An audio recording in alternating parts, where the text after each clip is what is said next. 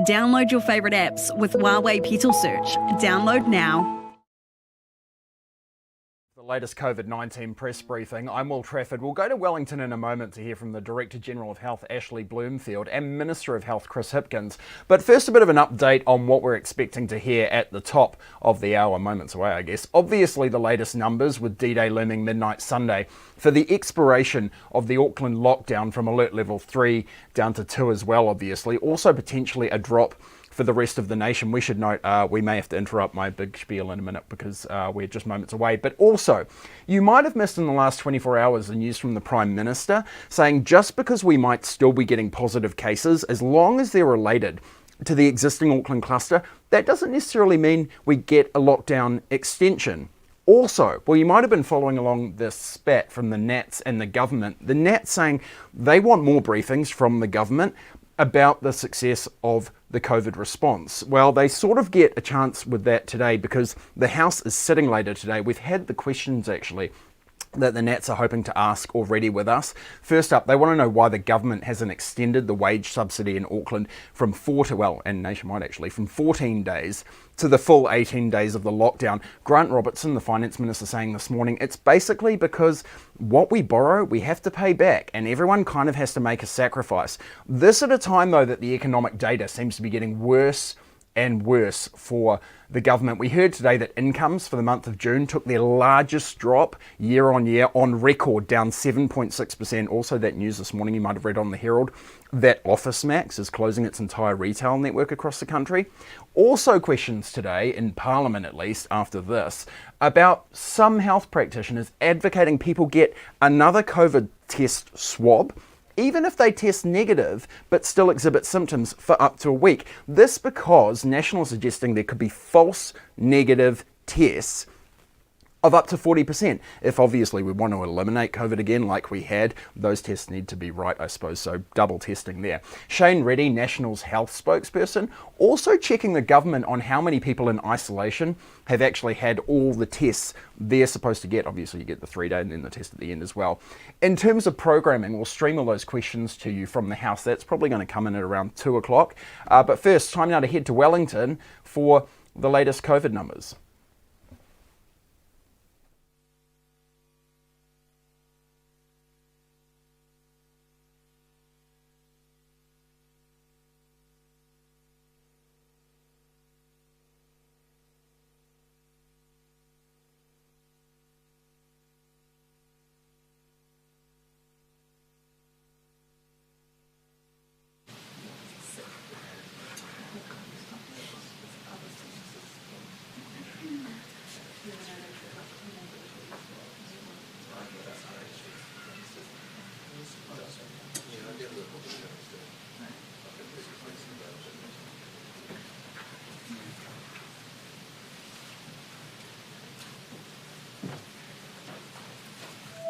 Download your favourite apps with Huawei Petal Search. Download now. Good afternoon, everybody. Today I'll provide you a bit more information on the membership in terms of reference for the group that will be providing oversight of the government's updated testing plan.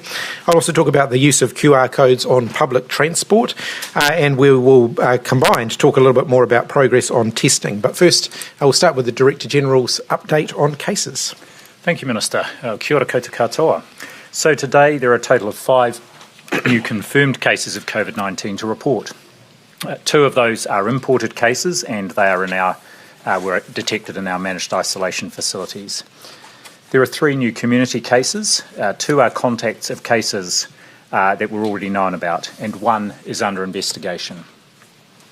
An additional case that was reported yesterday as a household contact is now being classified as under investigation, and genome sequencing is underway on that case, and on the other new ones we will also get the genome sequencing done.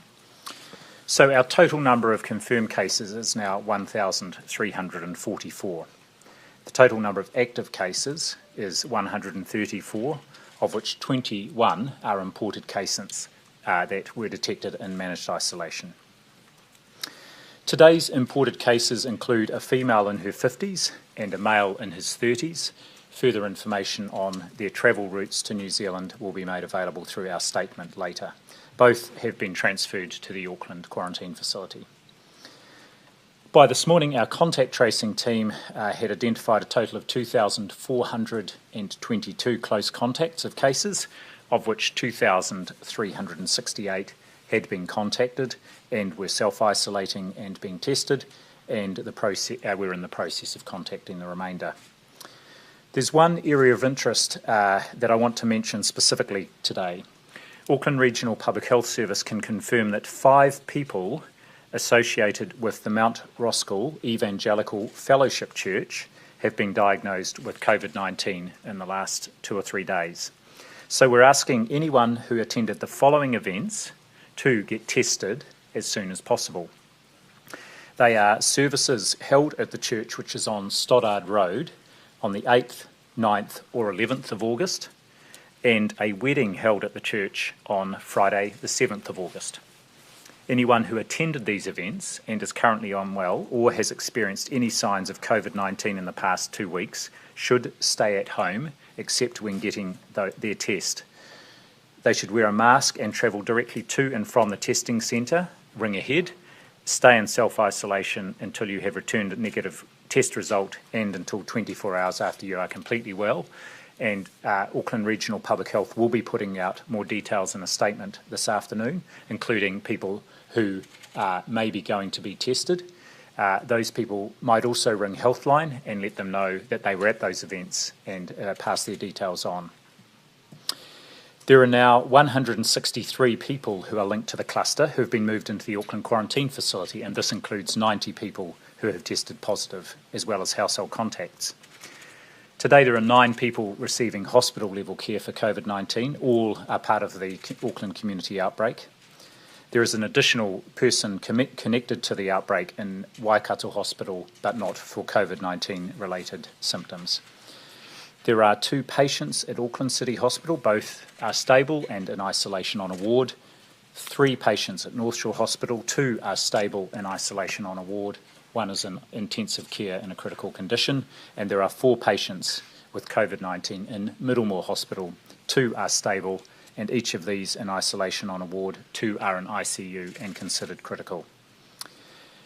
As far as testing goes, yesterday laboratories around the country processed 8,559 tests, our total tests to date now being 710,063. The Auckland Regional DHBs are increasing their mobile and pop-up testing sites again this week, and we encourage people to go along. Today and tomorrow there are pop-up testing sites at Ranui Library Car Park, at Ramwick Park School, at Takahemonu, the Tongan Methodist Church, and Mount Smart Stadium. These pop-up sites complement the community testing centres across the Auckland region and will move to different communities every 2 to 3 days. I should say that over this next week or so there will be some testing in the community of people without symptoms, and DHBs will ensure that pop-ups are in the communities where we do want people, even those without symptoms, to be tested. This is part of our surveillance program to help ensure we have identified the full extent of the current outbreak.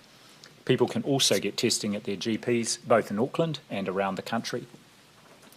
And finally, on the COVID Tracer app, there are now 1,834,000 people registered on the app, and an average of 1.4 million scans every day for the past 7 days. Thank you, Minister. Thank you very much, Dr. Bloomfield. The recent case of COVID-19 being able to spread among passengers on a public bus has prompted the government to make the wearing of masks or face coverings on public transport compulsory at level 2 or above from 11:59pm on Sunday the 30th of August. It's a precautionary approach, and it will be another important layer to our prevention strategy as we continue to learn and adapt. We'll also, from that same time, be making the display of QR codes mandatory on most forms of public transport at all levels.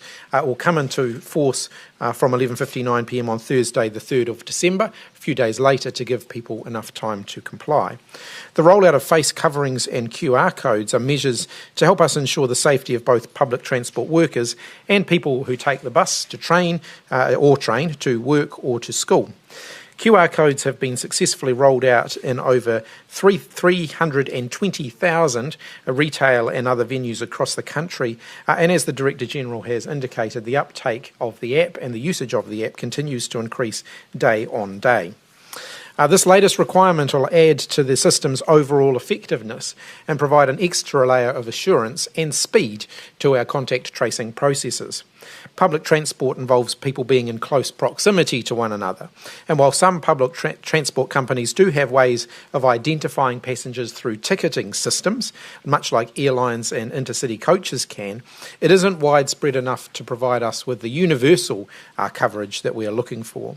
So we consider that QR codes are less burdensome than a physical record keeping for the public and for the transport operators, and it's also faster and easier to get in touch with people through the COVID Tracer app if the QR codes are being used. QR codes are also a better contact tracing tool than the HOP or Snapper cards because many people don't register their HOP or Snapper cards, and therefore contact tracing details can be more difficult to find. We will still use HOP and Snapper card information where that is appropriate. As I said, from next Thursday, the displaying of QR codes will be a requirement on all transport modes carrying members of the public. So that'll include buses, trains, taxis, ferries, and rideshare vehicles. But it does, of course, exclude your private car. Transport operators, though, will not be required to enforce the order, i.e. they won't have to make people scan the QR code because that would be too burdensome for them, but we are asking people to comply. The Roche-Simpson Group, which the government is establishing to provide oversight of the government's testing and surveillance plans, is now in place with 3 additional members. They are Dr. Api Talemaitoga, a GP who is the chair of the New Zealand College of GPs Pacific chapter, Dr. Rawiri Jansen, a GP in Papakura and the clinical director of the National Hauora Coalition, and Professor Philip Hill, who is the Macaulay Professor of International Health and the director of the Centre for International Health at the University of Otago. The group will be reporting to me on the implementation of the updated Covid-19 testing plan and the surveillance plan, and they'll work with government agencies and stakeholders, including private sector employers and unions, to gather useful information. This will add support to the Ministry of Health, which continues to perform well in its leadership of the Covid-19 health response. The group will be focusing on ensuring cases are rapidly identified, identifying and minimising any undetected community spread, monitoring people at higher risk of exposure, and ensuring that Māori and Pacifica people gain effective and equitable access to testing. As we all know very well, this is a tricky virus, but comprehensive border and surveillance testing will continue to play a very important role in helping us to pick up any new cases and deploy contact tracing quickly. All aspects of the surveillance and testing plans will be in scope for the group, including all aspects in the community, at the border, and at managed isolation and quarantine facilities.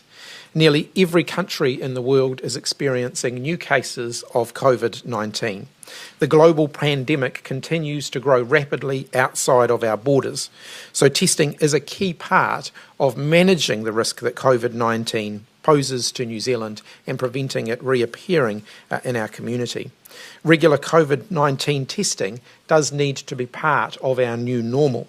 Our plan will ensure that anyone with flu-like symptoms gets a test. It will deliver regular asymptomatic testing of border staff and others who are at risk, such as managed isolation and quarantine workers. It is a big operation. We already have among the highest rates of testing in the world for the number of cases that we have, and we're very well positioned globally in that regard. But we can do even better, and that is what we'll continue to strive to do. No system is foolproof. But the work of this committee will strengthen the extensive testing that we have already done, which forms an important part of our ongoing elimination strategy and our strategy to identify any future cases.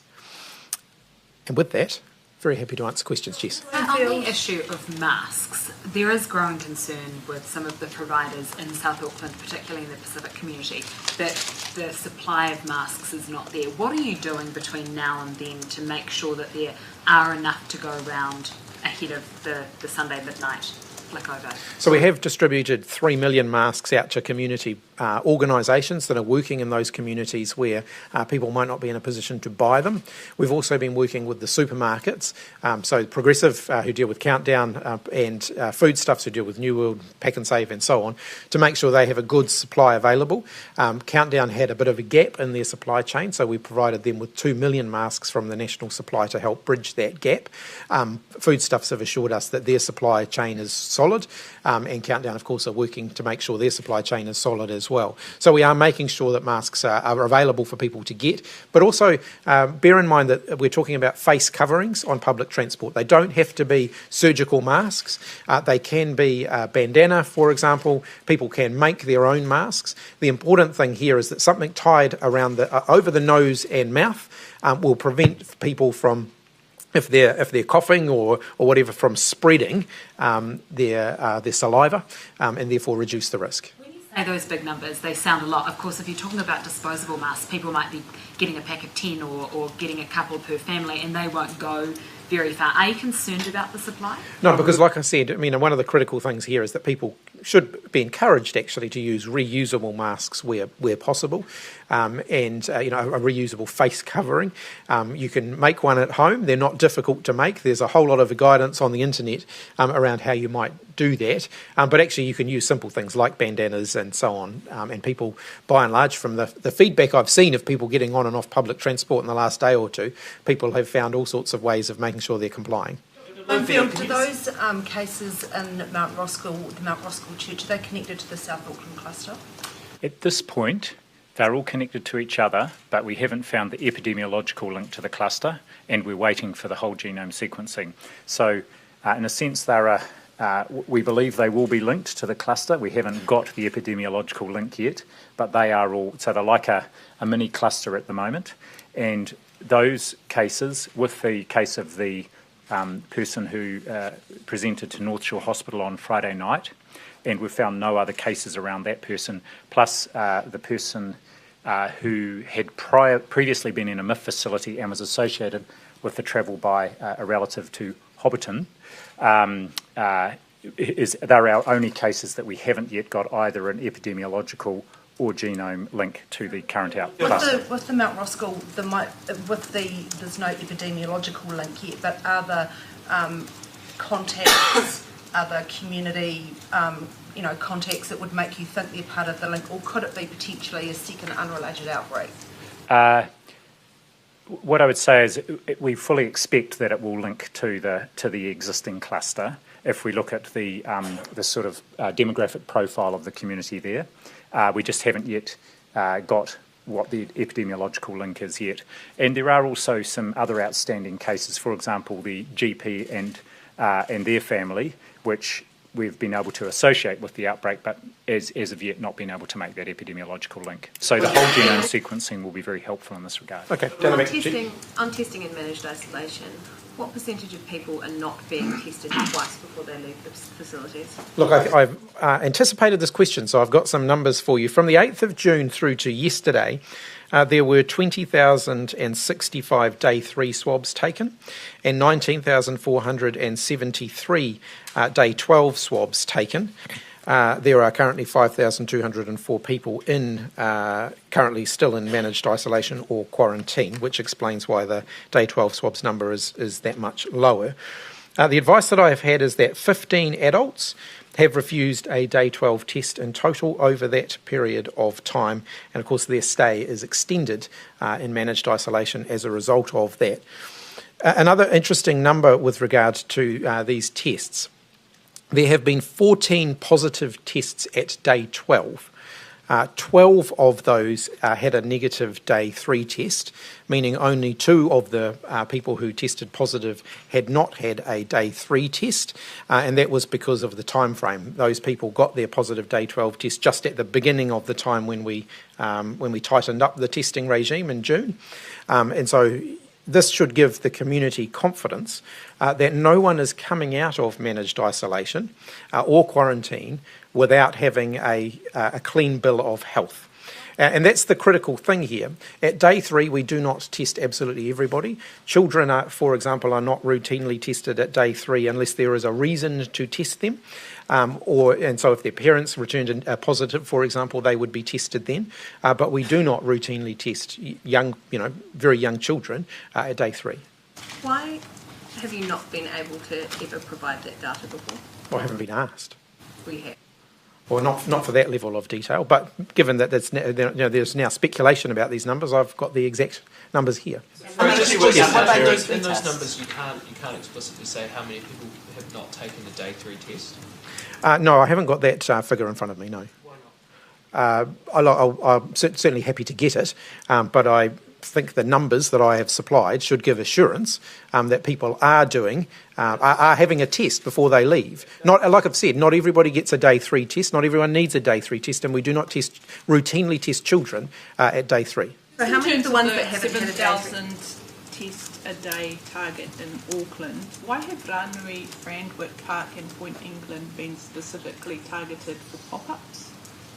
I'll I'll ask the Director General to comment on where the specific locations are, but partly they'll be because they may be areas where we want to see the testing numbers going up. That's exactly right, Minister. So these are in addition to the, I think, 20 community testing centres that have been established over the last couple of weeks, or some are already there. And so these locations have been identified as places where populations who we do want to get more testing done in will be able to access the testing, and we will move, or the DHB will move them around the region to make sure that those populations, particularly the Pacific population in South and West Auckland, have ready access to testing. Crews out and about in Auckland today at testing stations, and we're seeing near empty testing stations. What is proactively being done to get people in for a test? Yes, I know the district health boards have been putting some communications out, and we've just been talking about what we can do at a national level. I guess one of the things I can do is encourage people, of course, anyone with symptoms should get a test, but also people who don't have symptoms, and in particular in that Pacific community in West and South Auckland, I would encourage them to also go and seek a test.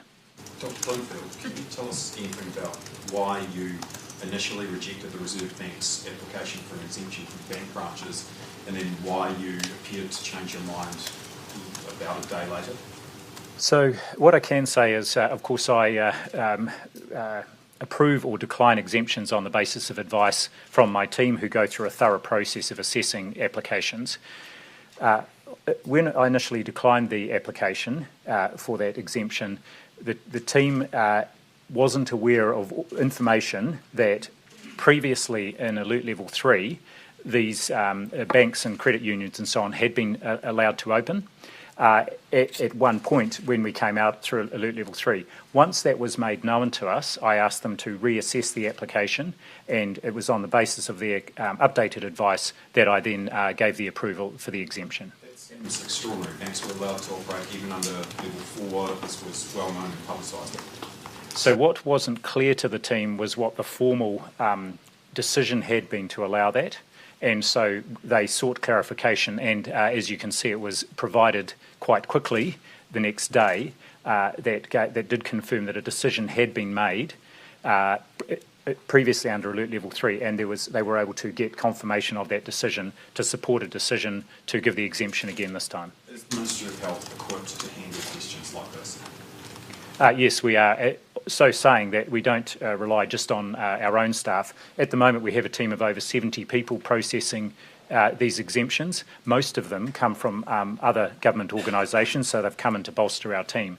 But any of these exemptions that involve, and most of them involve businesses or non-health organisations, we work with the relevant government department, whether it's MB, MPI and so on, to get the important information we need. In this case, and it may have been because it was, in my recollection, it was Sunday afternoon, it may have been that they couldn't access the information at that time. The important thing is, once that information was provided, I then asked them to reassess it and gave the approval for the exemption. Okay, we'll come over here.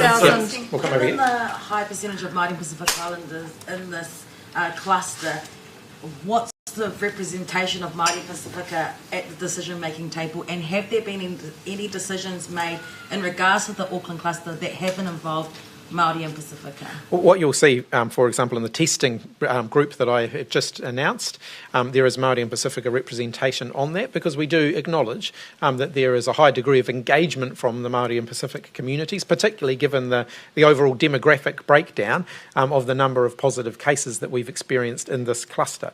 We're working very closely, and the Ministry of Health is working very closely with Pacific and Māori health providers to ensure that they are completely engaged and involved in the process.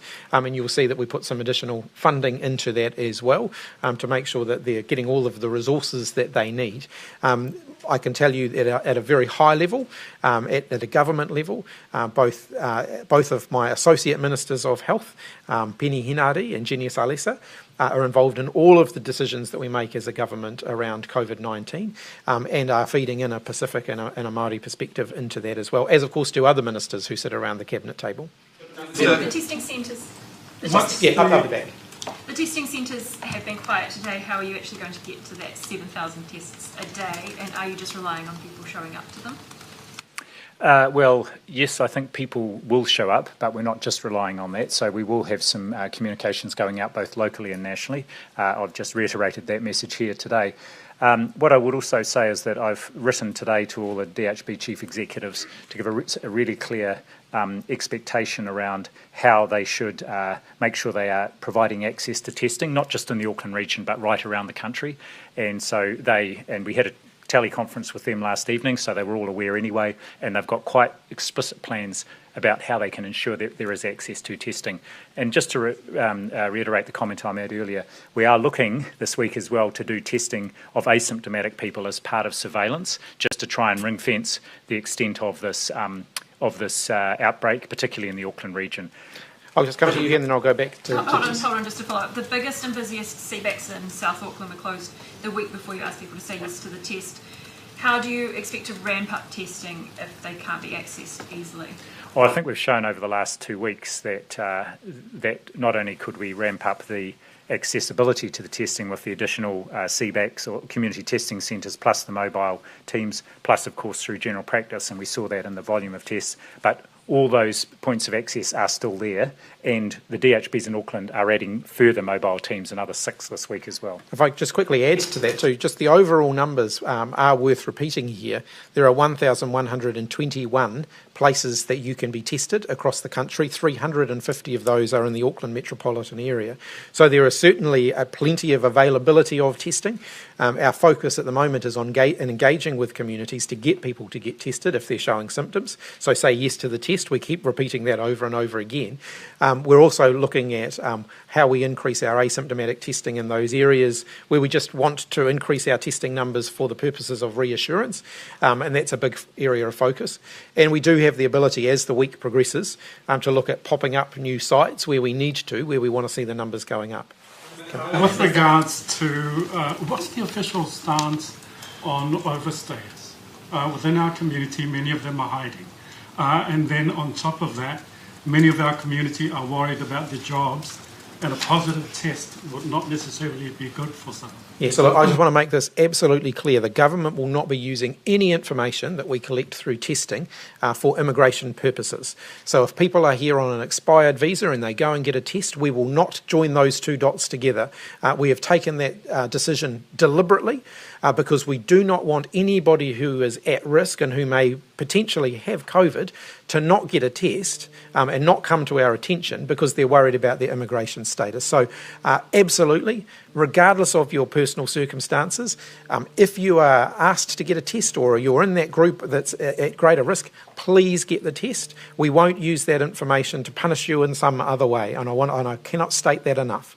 Minister, you've said that tomorrow you'll outline some more details about the wearing of masks. What still needs to be thrashed out? What needs to be considered ahead of you talking about those details? There's just a few issues. We're working with the Ministry of Education, for example, to clarify exactly which groups of school students would need to wear masks. There is some concern that for very young children, for example, it might create more of a risk than the benefits would. So the risks would outweigh the benefits, I should say. So we're just working through those finer details at the moment. But look, the broad, I think, expectation is quite clear. by and large, everyone should be wearing a face covering when they're on public transport. We'll come down here. You mentioned wanting to ensure that there was equitable access to testing. Do you or Dr. Bloomfield have any information that shows that there is not equitable access to testing? And what are the figures around that? What are the concerns around that? No, it's just I think we want to make sure that we're engaging with the communities, that we're identifying any barriers to testing. Basically, I think what we've identified is that the availability of testing should not be the barrier. Testing is widely available. So one of the equity lenses that we run over this is, well, why aren't people getting tested? Are there other barriers that aren't related to physically being able to access a test that are getting in the way? And so that's one of the things that the committee will be able to look at. I'll let you follow that through. We'll just follow that one through, then I'll come to you. So just a follow-up comment there, actually. We look at our testing rates, particularly by ethnicity, and I may have mentioned in here, but reassuringly, our rate of testing amongst Pacific is actually twice the average overall, and Māori rates are also higher than the average overall. So that's exactly what we would want to be seeing. That there are, because particularly for this outbreak, we know that those are the communities that are more affected than the non-Māori, non-Pacific community. Okay, we'll come to Jane. Do you have the workforce in place to really be able to engage really well with those communities, Māori and Pacifica in particular, up in Auckland? Do you have the workforce available to be able to do that work? Look, I believe that there is. The advice that I've had is that there is, but Dr. Bloomfield is more familiar with the detailed planning in that regard, so... So the question was, is the workforce available to engage with those communities? Yes. Within the workforce to be able to work with the communities? Yes, indeed, and especially in Counties Manukau DHB, both the staff employed by the DHB and also those Māori and Pacific providers, health providers in those communities, many of them well established, and they're all part of a sort of the effort to get out into the community. So I'm really confident in that, and I know the Chief Executive of Counties Manukau DHB, who's actually leading the region-wide COVID-19 response for Puliai Majiapa, convenes every day with Pacific leaders, of the communities, as well as with those health providers, just to talk about what's going on, get intelligence, and make sure that the testing sites are being deployed in the right place. What are the barriers? What are the issues? What are any specific communication channels they can use to these? So we'll come to Jess, and then we will come over the other side of the room. Will school kids have to wear masks on the school bus? That is one of the things that we're clarifying.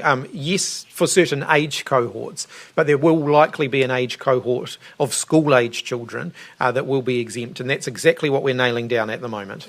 Primary split. Secondary school students should be wearing masks, and we're just figuring out exactly where the cut-off is, and that's something that we're working through to just make sure we get that exactly right. So I'll let you finish that, Jess. John Tamahiri has come out today as well and said, look, NCEA students should just be able to pass this year because of all the stress they've gone through. Is that something you'll consider? No, that's not something that the government's willing to consider. Of course, we do have to protect the credibility and the integrity of our qualification system. We are, of course, looking at what other things we can do to support students. So we've pushed back submission dates for portfolios, for example. We've been doing that. We are looking at what extra support we might be able to supply. Te Kura, the correspondence school, do offer summer school, for example, for those who end up being a few credits short. And so we're working with them to say, well, if we needed to really ramp that up to provide that bridge for people who might be leaving school but haven't quite got enough to go on to their further study that they're looking for, can we do more in that area? So we will have more to say on that, but I don't think that just giving everyone a free pass would be in their best interests, because ultimately we would then be signing something to say that they can do things which they might not be able to do, and I don't think that's going to be in their best interests. So we'll come over here to Henry. Dr. Bloomfield, is there any consideration given to some kind of incentive to get people, especially asymptomatic people, to test? Any kind of carrot to get people into the testing process at this point? Well, actually what we have seen, and a good example is Queenstown, it seems like a long time ago, but it was just a few weeks ago where a pop-up was put up in the car park of a supermarket there. Over 1,000 people turned up to be tested in one day and were tested, and that was in response to part of an investigation for one of our a case that had been identified who arrived in another country overseas. So I don't have any sense that there will be a lack of willingness of people to turn up for testing, and it's making sure that it's available and that they know about it. Household contact from yesterday, you said that they were classified as a household contact yesterday, but now they're under investigation. Can you just clarify what you mean by that? Yes. So that anymore? Yes, my understanding is they're one of this group of 5 that are associated with this new church that I've talked about today. So previously, yesterday, the information I had was that they were felt to be a household contact of someone who had already been linked to the outbreak, and that wasn't the case. So that part of this group that is under investigation. They know them, but they not necessarily live with them. Is that kind of the... I don't have any further details. So we'll come in front here. One of the things we've been hearing from people is concerns about getting tests because of the move to quarantine, that they're afraid they might be pulled out of their homes and moved into quarantine. So have you been hearing about that at all, concerns that people have been hesitant to get tested because of that? I haven't heard, but it's important to just clarify what does happen if someone gets tested and there's a positive result. That result is notified directly from the laboratory into the EpiServe database with the contact details for the person. The public health unit then gets that result, makes contact with the family, and then a process is gone through, which is that interview process, sometimes over the phone, sometimes face-to-face.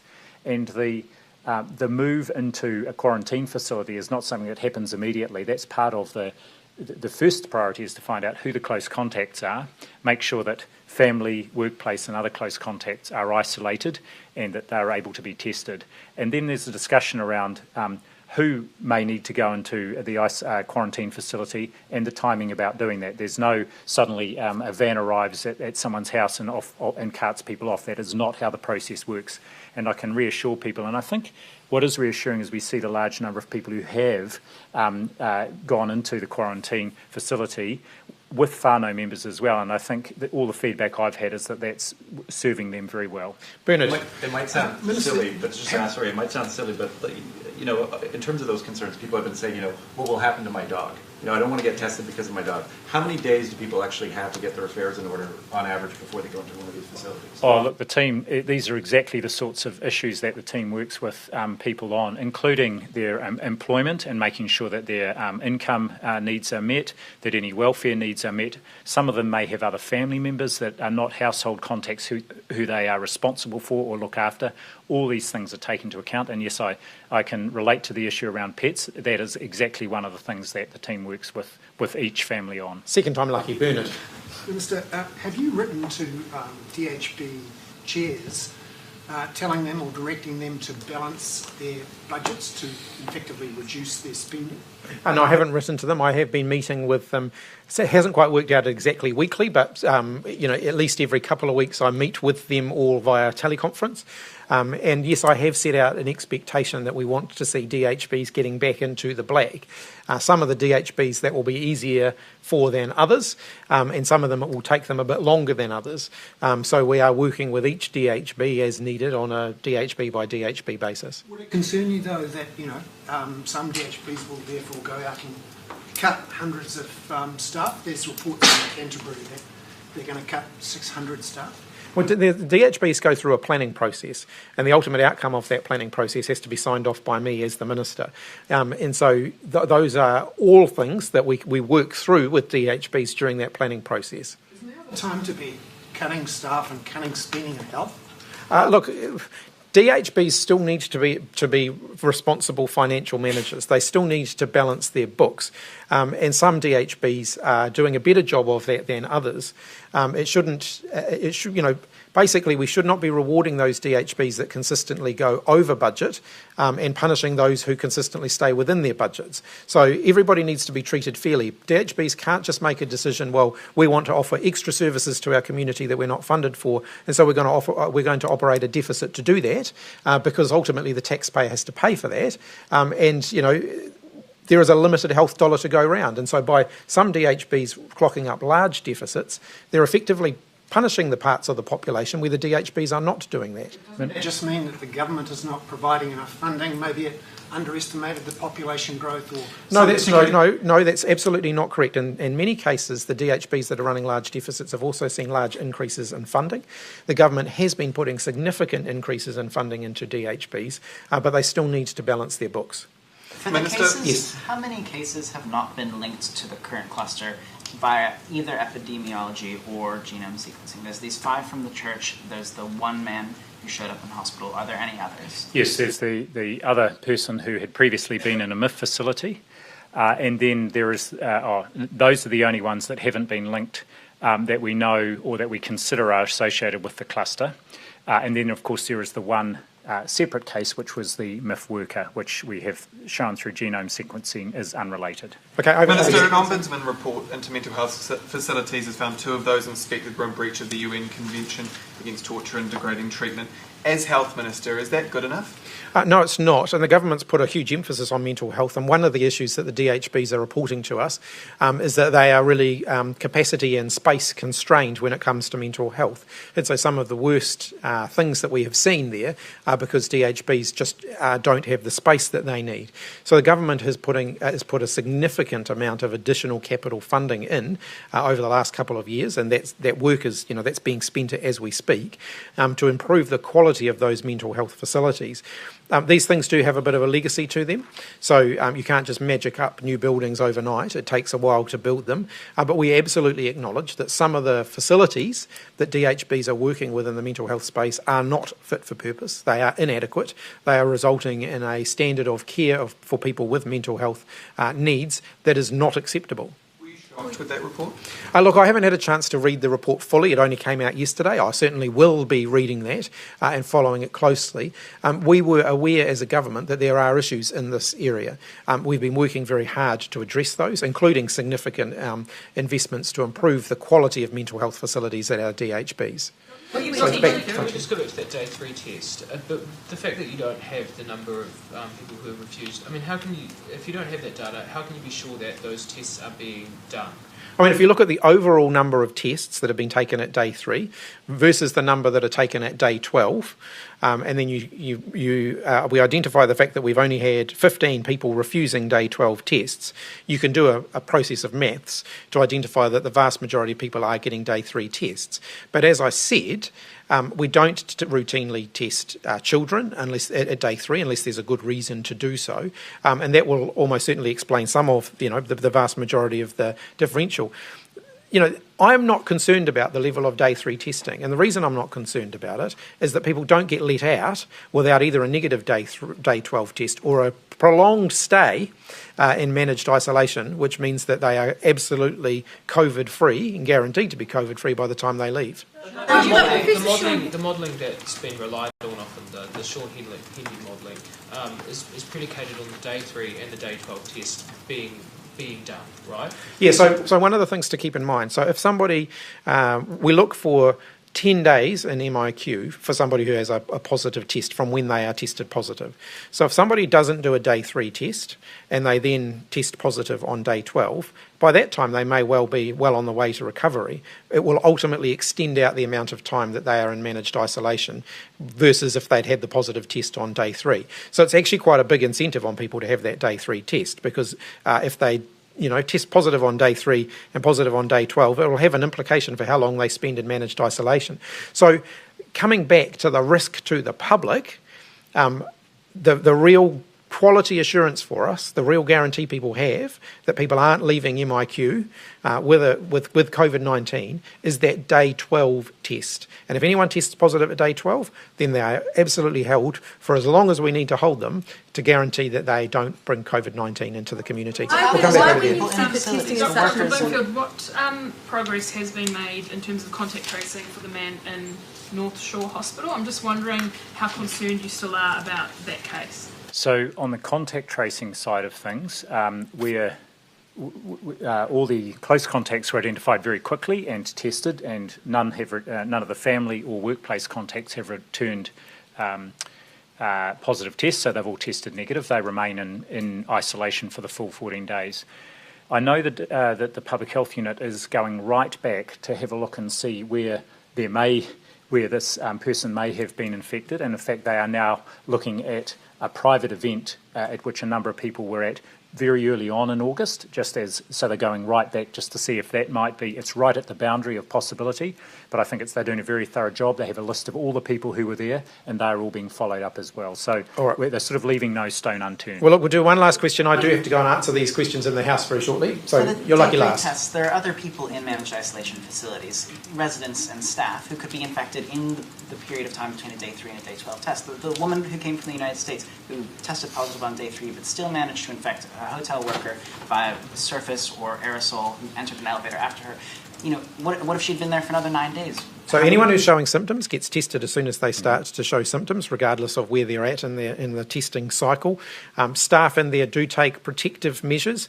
Staff working in managed isolation. That's the reason that we have them in managed isolation facilities, so that we can ensure that anyone they're coming into contact with, has protective measures in place. And of course, we have our backstop testing of all of those staff to ensure that if anybody does become infected with COVID-19, we're picking that up.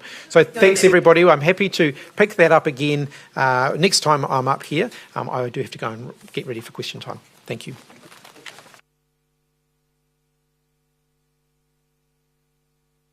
And now featuring Petal Search, your gateway to a million apps.